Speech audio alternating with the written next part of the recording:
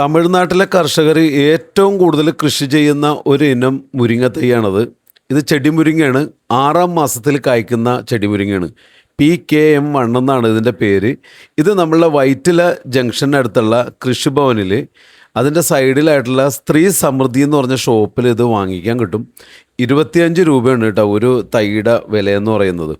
PKM1ൻ്റെ തക്കാളി അതുപോലെ തന്നെ മുളകൊക്കെ തമിഴ്നാട്ടിലെ യൂണിവേഴ്സിറ്റി വികസിപ്പിച്ചെടുത്തിട്ടുള്ളതാണ്. അത്യുൽപാദന ശേഷിയുള്ള വിത്തുകളാണത് കൊണ്ടുവന്ന് ഇവർ മുളപ്പിച്ച് തൈകളാക്കുന്നത്.